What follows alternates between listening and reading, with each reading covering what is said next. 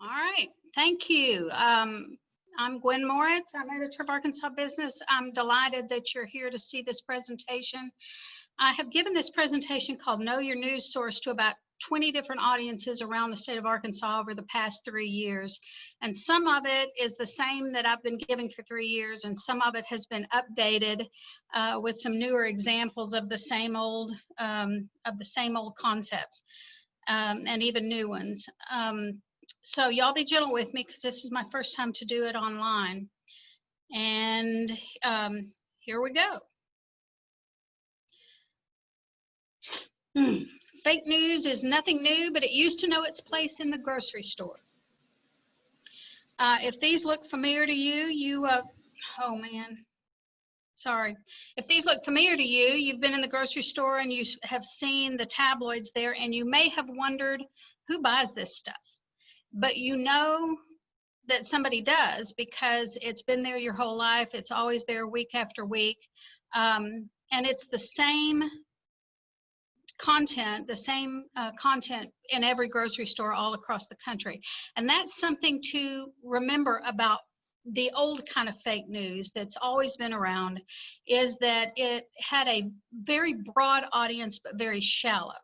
So it was only enough people to be profitable if they did the same stories, the same printing, the same distribution week after week. And it never looked like it was local news. It was always some national news or celebrity news or something, news of the weird kind of stuff that would have some, presumably some interest, coast to coast. Those days are over.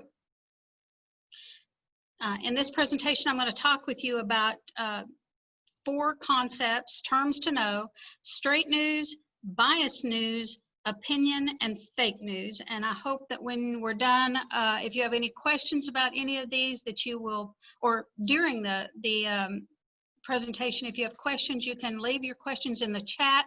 And in theory, when I'm done, I'll be able to see your questions and maybe answer them. I have normally given a presentation like this in about 20 minutes at a Rotary Club, but I've expanded it a little bit, and it may take longer than that tonight, but I still hope we can get out about 7:30 as planned.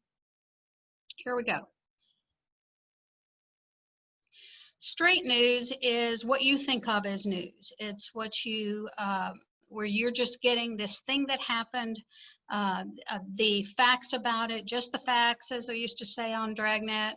And I've given some examples here of what we would call straight news. The Charleston Gazette-Mail in West Virginia won a Pulitzer Prize for reporting on the millions and millions, hundreds of millions of opioid painkillers that had flowed into some of the least populated counties in West Virginia. And the least populated counties in West Virginia are pretty much like the least populated counties in Arkansas, where there's no explanation. There's no good explanation for why so many millions of painkillers should be going to places with so few thousands of people. Or the Indianapolis Star did the investigative reporting that outed the USA gymnastics doctor who ultimately was convicted of molesting hundreds of young gymnasts. That's the kind of news that you think of as straight news.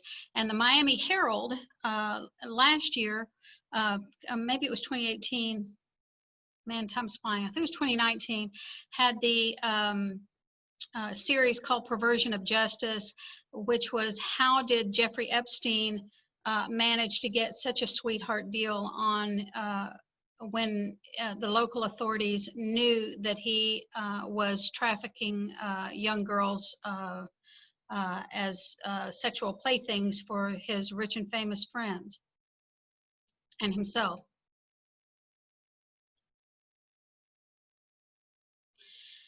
Now, even reputable news organizations can get things wrong. I'm not going to pretend that Rolling Stone is what we would call mainstream media, but in 2014, they did this huge report called A Rape on Campus about the University a gang rape on the campus at the University of Virginia, and it turned out to just be wrong. It never happened. And so sometimes even editors and reporters who think they are doing straight, hard news get things wrong. This is an extreme example. The reporter and the editor on this just violated basic journalistic techniques. They ignored questions from their own fact checkers that would have prevented if they had listened to their fact checkers. But they went ahead and published it, and it turned out to be wrong. And and now the Rolling Stone has new ownership since then. We've seen lately some reporting out of the Atlantic magazine, which is one of the oldest magazines in the country, using anonymous sources concerning some comments that President Trump either did or did not make about members of the military and people who are the people killed in wars and things like that. And this is the kind of reporting where knowing your news source matters most of all, because you have to trust that the news source, the reporter, the editors, the owners of this newspaper are reporting truth and using actual sources that are knowledgeable, even though they're not telling you who they are. So this is it is actually quite rare in mainstream news. I won't say we have never used anonymous sources in Arkansas business, but it's very rare. It's very rare in the Democrat Gazette. It's very rare in most mainstream news. It is, however, more common in political and investigative reporting, but even then it's still rare. One thing to keep in mind always is that these anonymous sources are never anonymous to the reporters and editors. The reporters and editors know exactly who they are and know exactly why these people are in a position to know what it is they're telling. And that would be the case. You would trust that you have to decide whether you trust the Atlantic reporter, Jeffrey Goldberg, on as to whether he's a longtime national security and military reporter. Does he have those sources? Can you trust that? You have to decide that for yourself. But there are professional standards for when and how to use anonymous sources, and you don't use one. If you're not going to name a source, you need to have multiple sources that are telling you the same thing. And the information that they're giving you must be important enough to grant anonymity. There are some people who want to be anonymous sources on the most innocuous kind of things, and reporters, professional reporters aren't in that business at all. Now, people will say, well, they have some ulterior motive for doing this. That is true. That is always true. No one talks to any reporter without having a personal motive. Sometimes the motive is, I just think people ought to know this, or I love having given the newspaper a tip and seeing that the story shows up in print. I've known people, both of those kind of people.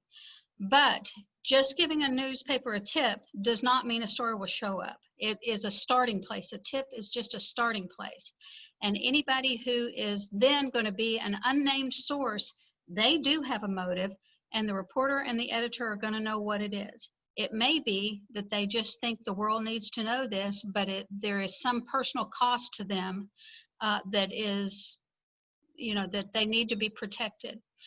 You may remember that during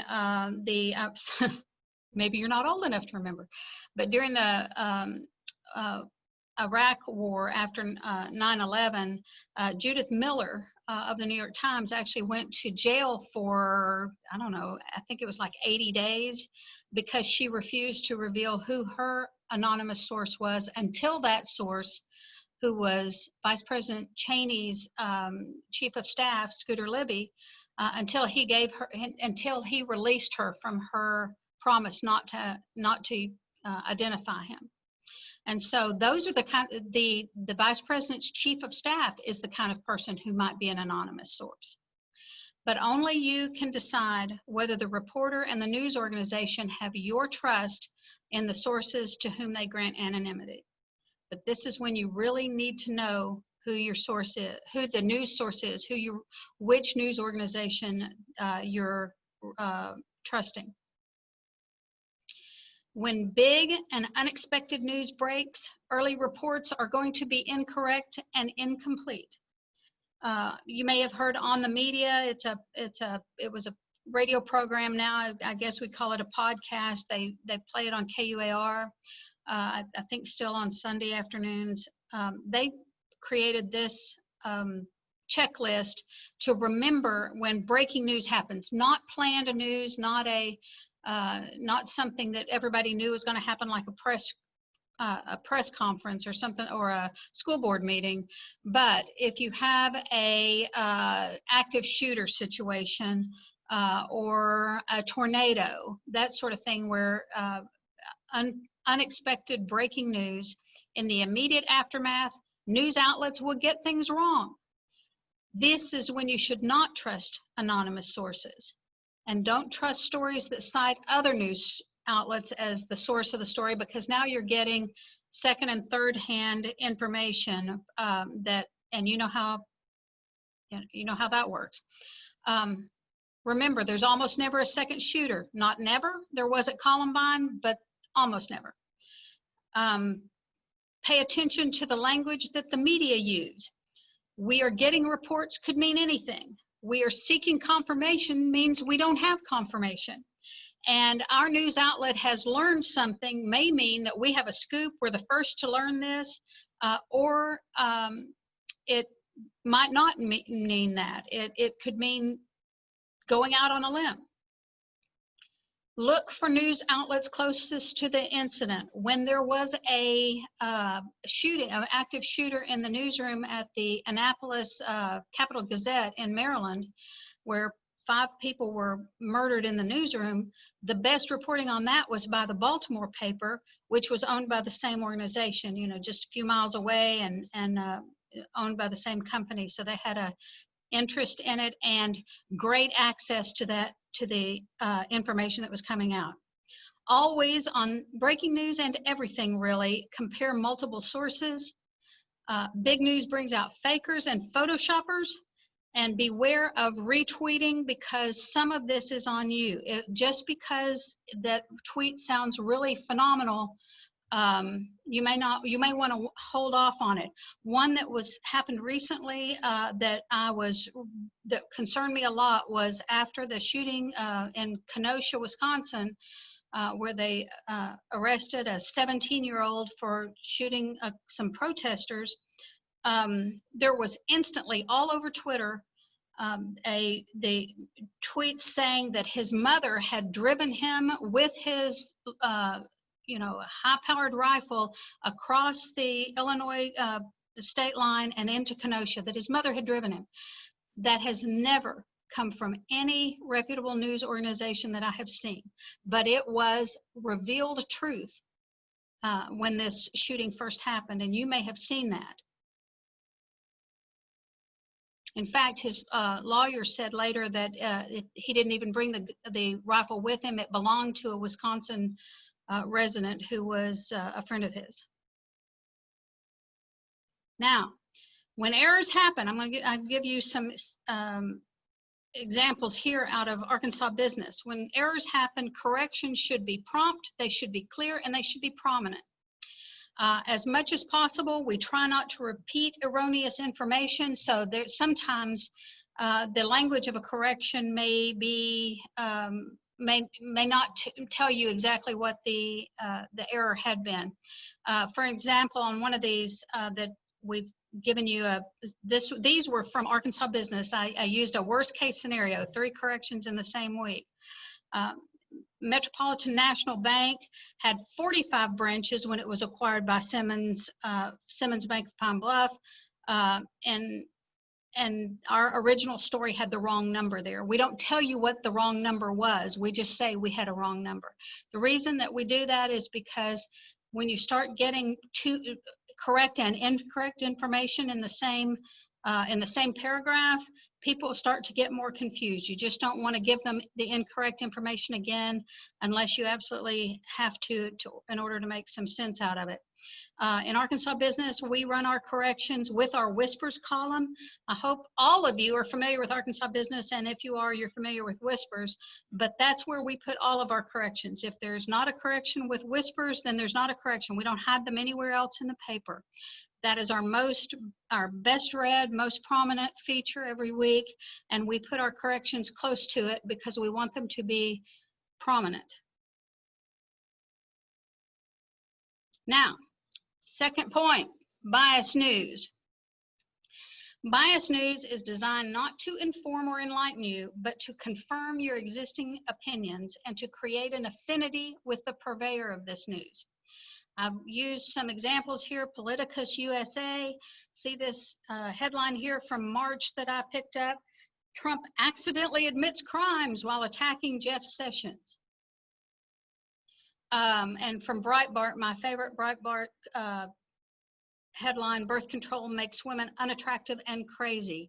But if these things feed your affinity with it, if it confirms and reaffirms your existing opinions, you may not want to touch that dial. You may not want to go anywhere else for your news. I put these on left and right on the screen for a reason, by the way. Okay, this biased news source, which is MSNBC, used accurate data, but placed it in a graphic that was deeply misleading. Look here, this is actually from one of the earliest examples I used in this, so it was from 2017, I think. MSNBC shows that job growth has gone down Trump's first year compared to Obama's last year.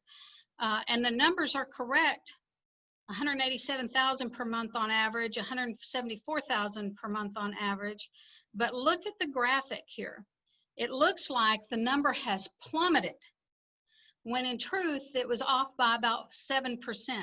It looks like it's dropped by half, but that's just deeply misleading. It's not that at all. And in fact, if they had gone on the next year, job creation in Trump's second year was above the level for Obama's last year. So you have to pay attention because some of this is on you. These are correct. The numbers are correct. They can say, well, we didn't lie, but they did mislead. Something similar happened over at the most successful of the biased news organizations, which is Fox News.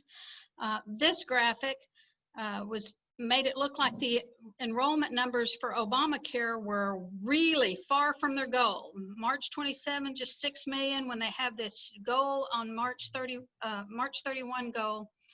Just 4 days later, look at this huge gap. Well, not really, because they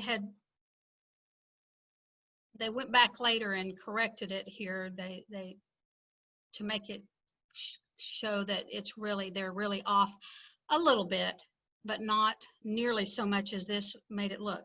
So pay attention. It really is on you for these things. The HuffPost, which is kind of left-leaning, declared that Putin's popularity was skyrocketing among Republicans and used this graph that seemed to prove it. But if you look closely, you'll see that it measures net favorability, and every one of the numbers is negative. The difference between the favorable and the negative, I mean, it's very confusing. It's not what it looks like. It's just not what it looks like. 37% of Republicans had a favorable view of Putin, which seems high to me. But is that skyrocketing? It's really not. Some of these, you got to look at these graphics because they choose them for a reason. Fox News used a misleading photo to imply that the Philadelphia Eagles players had participated in a protest during the national anthem after most of the team declined to meet with President Trump. But no Eagles had knelt during the anthem. These are actually white players who are praying. And eventually, Fox did do a correction of this, but my understanding is they only corrected it on Twitter. Now, I don't know if you know this, but the median age of Fox News viewers, which means like half of them are older and half of them are younger, is high 60s, like 68, 69 years old. How many of their viewers are going to see a correction on Twitter when they saw this misleading picture on their website or on television? This one is closer to home. Axios, a website which they say on their website that they are founded on the idea that stories are too long and too boring, was guilty of cutting out context and using a misleading photo in this story about the church up in Heber Springs, Greers Ferry, that had this big outbreak of COVID very early. The picture they ran with it makes it look like people are wearing masks and demanding to open their church, and that these church services then were linked to a big outbreak. But actually, this outbreak was linked to a special 3-day event during the first weekend of March, before a single COVID case had been confirmed in Arkansas and before any of the churches were closed. But that's not what it looks like when you see this sign this guy's holding, and the masks, and the headline about the Arkansas church. This one dates back a little while, and I thought about pulling it out of this presentation, but it still irritates me when I see it, so I left it in. The Daily Cause, which is a left-leaning blog it was one of the early ones from like the 1990s. It's probably been around at least 20 years. Fell for some fake news about a Department of Justice memo about making campus rape victims sexual history, bringing their sexual history out whenever they investigate campus rapes. They fell for it. They updated it and left the headline the same, so that the update says, Sarah Flores, the head of the Department of Public Affairs at the Department of Justice, says the memo is not real. So it was a fake memo. Daily Cause fell for it, put a tiny little correction, updated it down here to correct it, but they left this headline, make it so that anybody who scrolls by is going to still see this same headline suggesting that this thing is real. They should have waited to confirm it in the first place, but having fallen for some fake news, they should have taken the story down completely.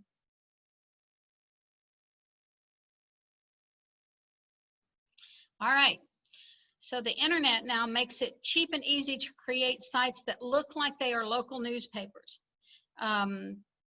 They're really not. These are all the same, basically the same company is putting out what looks like the Ohio Star, what looks like an Ohio newspaper. These are all online. They're not real newspapers, but there's one in Ohio, there's one in Minnesota, and there's one in Tennessee, and they're using the same content in all of them to make it look like it's local news, but it's not. Now, third point, opinion. Opinion has always had a place in the American press. In fact, our founders, when they thought of a free press, most of what they got was opinion. The idea that newspapers used to be much more objective and now they're not is just historically inaccurate.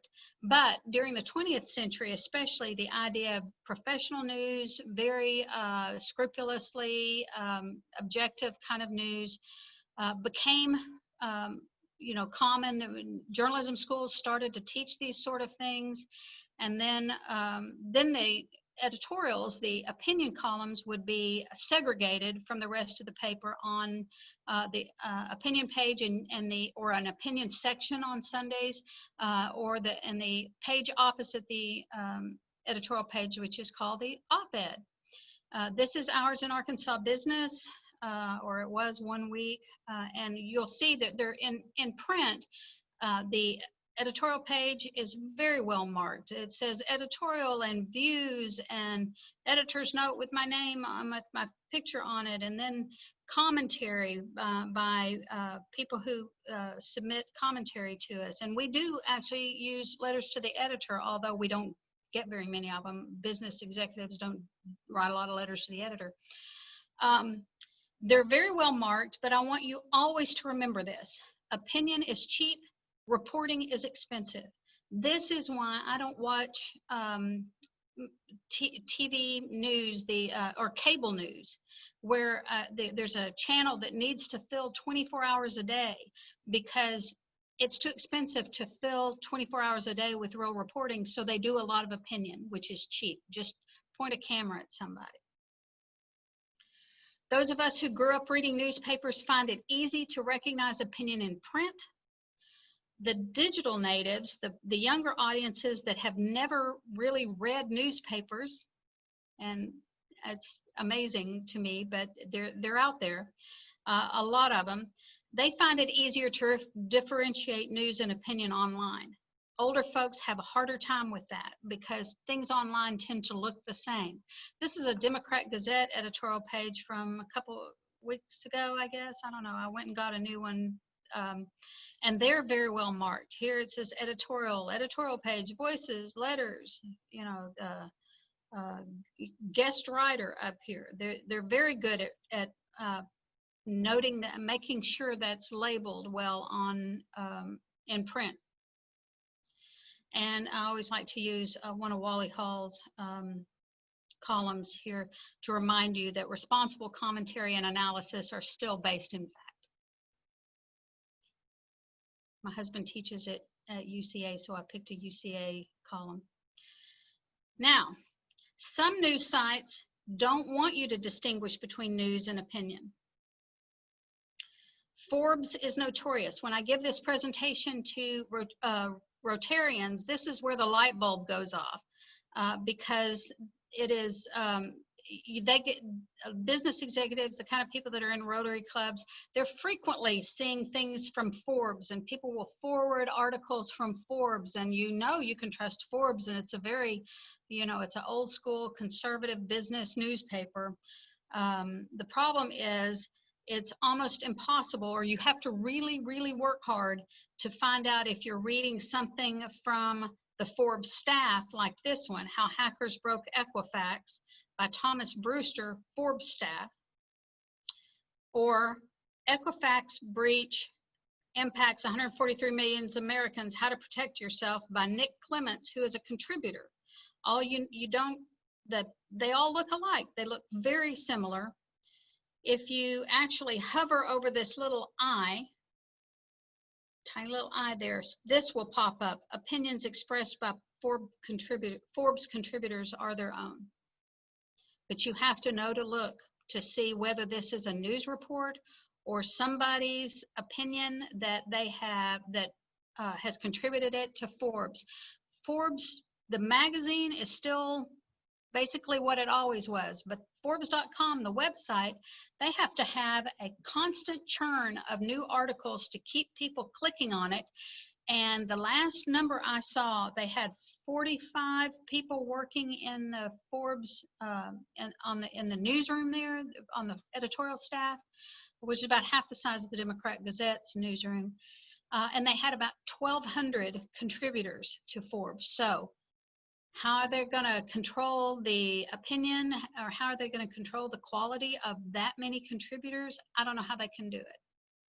But you need to look. When you get forwarded articles from Forbes, and there's a lot of others doing the same thing, when you see them, look and see who wrote it. Don't assume. Bylines are more important than they ever were. On our website, we've adopted a different color scheme, this gold color here, and redundant labeling, opinion and analysis, Rodney Schomer commentary, that kind of thing, to make sure that readers can see online, that can differentiate opinion online as well as they can in print. The Democrat Gazette does a great job of it. They, a while back, started putting the picture of their columnist and guest commentary and the word opinion at the top, rather than having to go down at the bottom. I think they probably learned like we did, that readers could not tell the difference online between news and opinion. That opinion is cheaper than reporting is never more obvious than on cable news stations. Any show that has a camera pointed at talking heads should never be mistaken for actual news. When you see these people, I actually at one point could tell you who they all were, but I think I've forgotten now. Mika and Joe, I think, and Tucker Carlson, and I think Hannity and Rachel Maddow and Don Lemon. These people, this is mostly opinion. It may be opinion that's based on fact, but when you're watching them, remember, they're not reporting, they're opinionizing. Now, what you all came for. Fake news. How is it different? Fake news is not a sloppy error that needs to be corrected in the next issue or be corrected online. It is not merely biased. It's not just like a chart that uses the right numbers but kind of makes it look like, misleading. It's not just biased like that. And it's not something that the president doesn't like. In this tweet, he said that 91% of network news about me is negative, and then said that's fake. Negative news is fake, according to our president. But that's not really what fake news is. Fake news is intentional deception.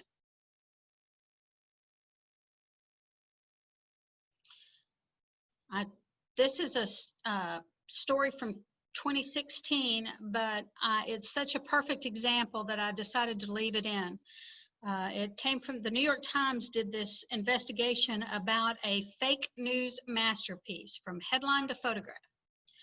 And essentially, this young man, whose name was Cameron Harris, was a young, fresh college graduate working a summer internship, very low pay, and he was very politically inclined, working for a low-level Republican, I think in Delaware, Maryland, someplace like that. And he created a website called ChristianTimesNewspaper.com. He created it. It was not a newspaper. It was just a website, ChristianTimesNewspaper.com.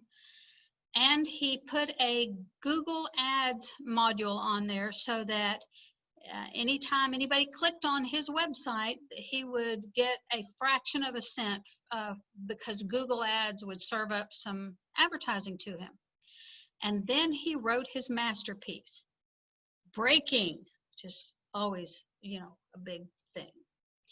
Tens of thousands, in quotation marks, of fraudulent Clinton votes were found in an Ohio warehouse. It wasn't true. This picture of these ballot boxes was just something he found someplace on the web. He put it all together and started spreading it around, and the thing went viral. It went so viral that, candidate Trump mentioned it, these fraudulent votes.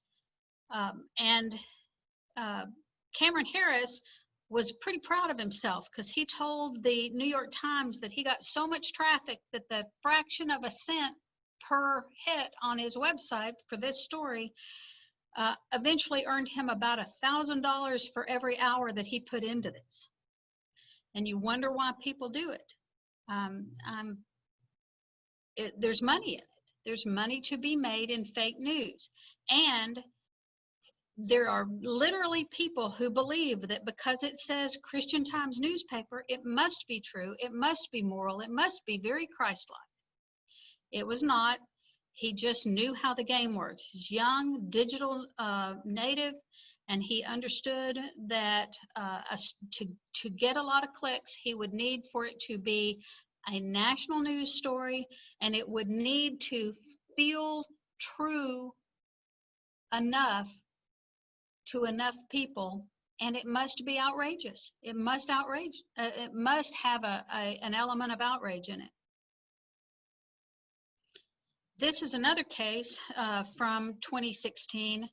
A marketing executive in Austin, Texas, came out of a meeting downtown one morning during the election season 4 years ago and saw a bunch of buses, a bunch of them, lined up near the convention center. And he took some pictures of them and didn't think any more about it until he heard on the radio that there were some anti-Trump protesters in downtown Austin. Well, I don't know if you know much about Texas, but Austin is like the blue beating heart of the most liberal area of Texas. It is their unofficial slogan down there is "Keep Austin Weird." So the idea that there would be anti-Trump protesters in Austin is really not that weird, but or surprising. But this marketing executive came out and heard that, and he remembered all those buses. And so he tweeted to his 40 Twitter followers, 40, these pictures and said, these are the buses that the anti-Trump protesters came to Austin in. Well, that wasn't true. He had no reason to think it was true. In fact, a marketing executive in Austin probably should have known that there was a trade show going on at the convention center that had attracted 14,000 registrants. And there weren't that many hotel rooms in downtown Austin, and so the organizers of this trade show were busing them in from the hotels around the city. And that's what those buses were doing there. But he tweeted it to 40 people, and before you know it, it had gone viral as well. It was now revealed truth that these anti-Trump protesters in weird blue Austin were actually they were actors, they were bussed in, they weren't real, and even candidate Trump mentioned this.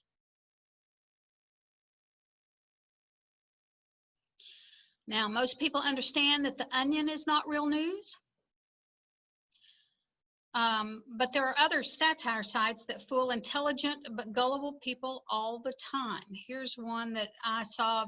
Actually, people that I know are intelligent and should have known better. The Business Standard had this headline, Robertson, that being Pat Robertson, God told me there will be a Trump Towers in heaven. It's even like got a head bust in it. It's just got a grammatical error in the headline. And it was being spread on Facebook by left-leaning people who believed it was true.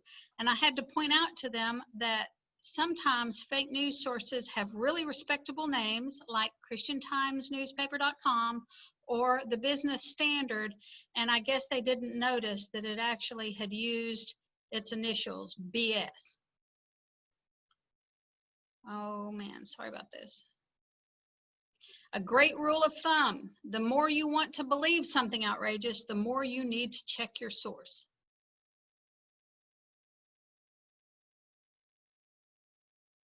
On social media, you should stick with people or news organizations that you know.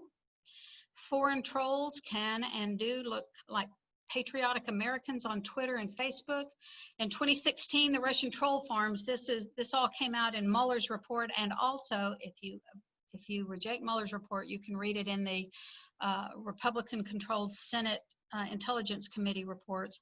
The 2016 Russian troll farms sucked in hundreds of thousands of Americans using social media accounts with names like 10 GOP, the unofficial Twitter of Tennessee Republicans, Blacktivist, which in 2016, probably not now, but in 2016 had more followers on Facebook than Black Lives Matter, and Being Patriotic, Heart of Texas, Secure Borders, that sort of thing. The Russians, they know us. They know us really well, and they use it against us.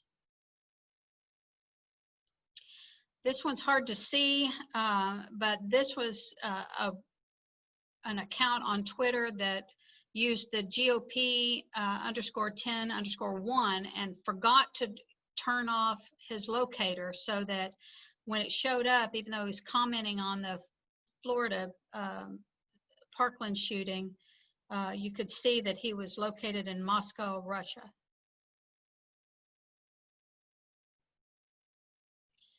And they haven't stopped. They've just changed their names. This was a recent story in the Wall Street Journal. Facebook removes accounts tied to Russia's Internet Research Agency. This IRA is the same group that did the trolling and propaganda in 2016, and their indictments were brought by Mueller's group. All right, what about QAnon? It's different, right? No, it's anonymous for a reason. It's the real deal, right?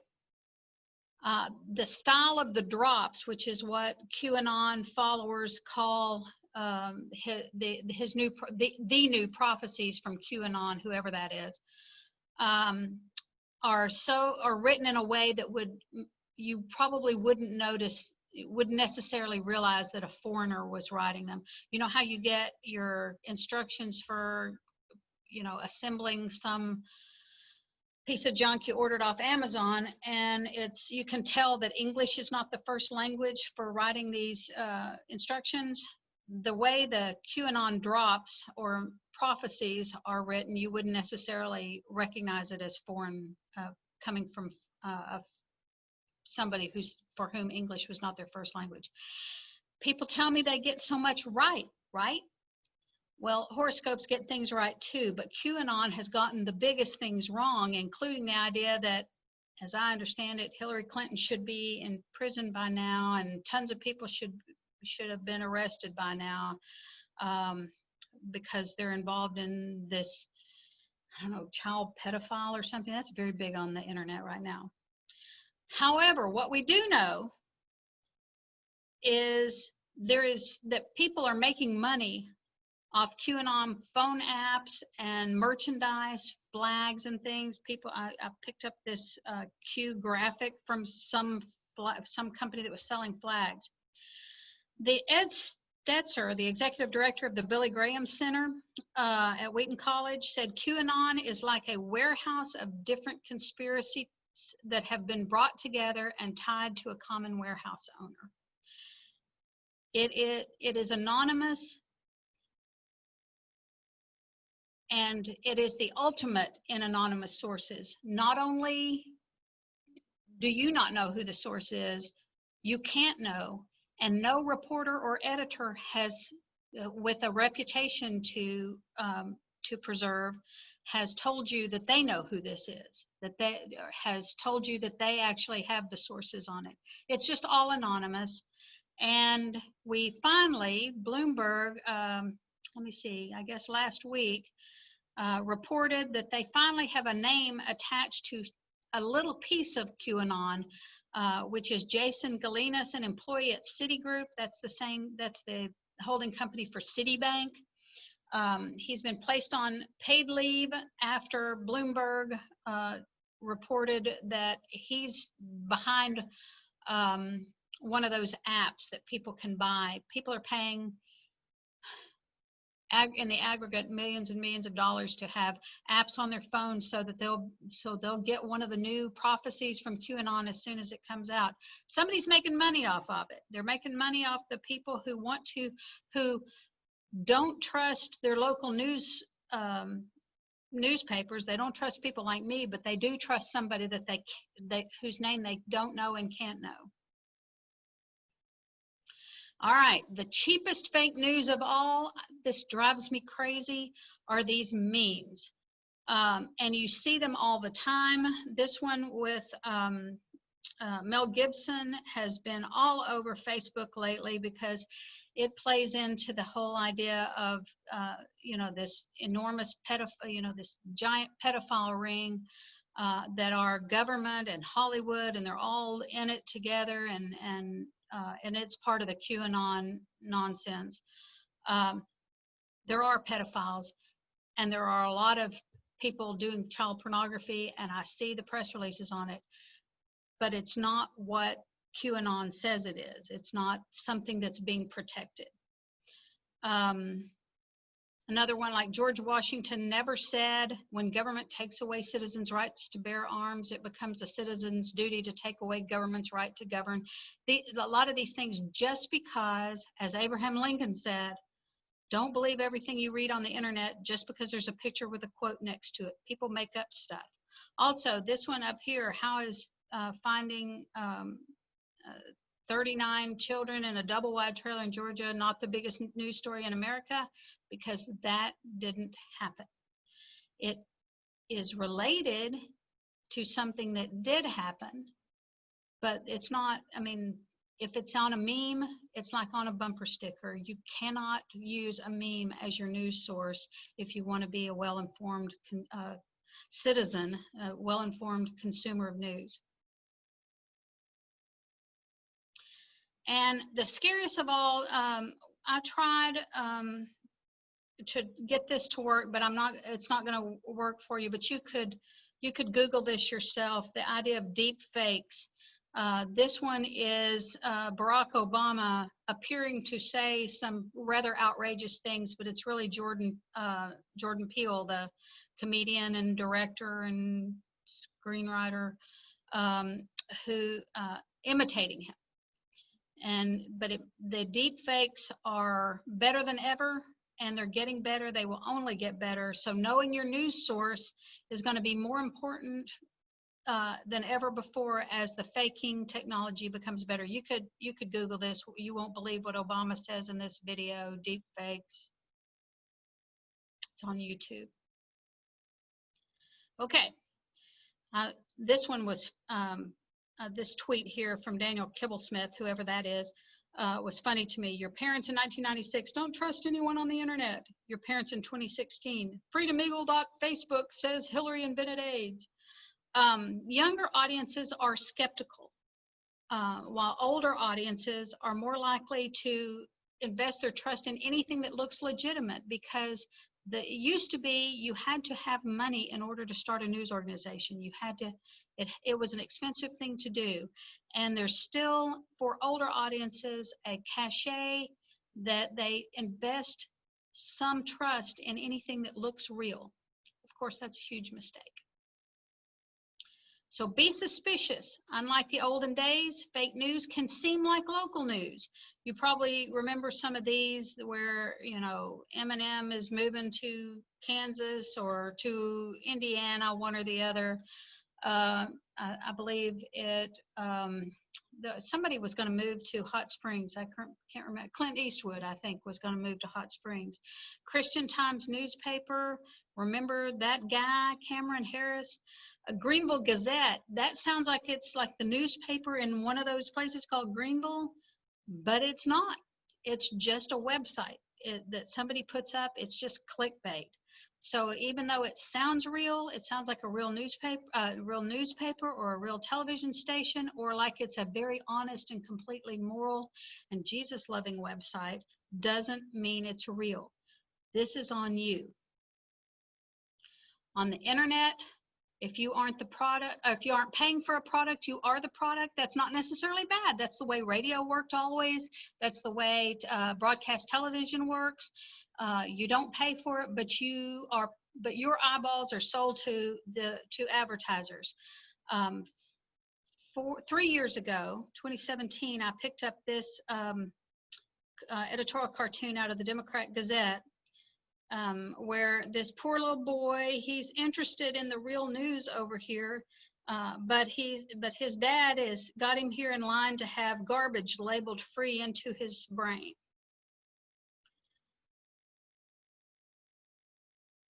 Last week, maybe 2 weeks ago, earlier this month, the Democrat Gazette ran this editorial cartoon, and the ladle of garbage into the brain apparently has been replaced by a dump truck full of garbage into your brain. And that is my final slide, so I'm going to stop sharing my screen and go and see if there are any questions from you folks. What daily news do I read? Okay, I'm going to answer out loud. We subscribe to the Democrat Gazette. We subscribe to we get the Sunday New York Times at home. But that with that subscription comes online access every day. We also subscribe to the Washington Post. We're believers. I say we, Rob Moritz and I, are believers in mainstream news. And the reason is even though I know they're called like the godless liberal media, and their mainstream is bad and all, and you should stick with people who the biased news.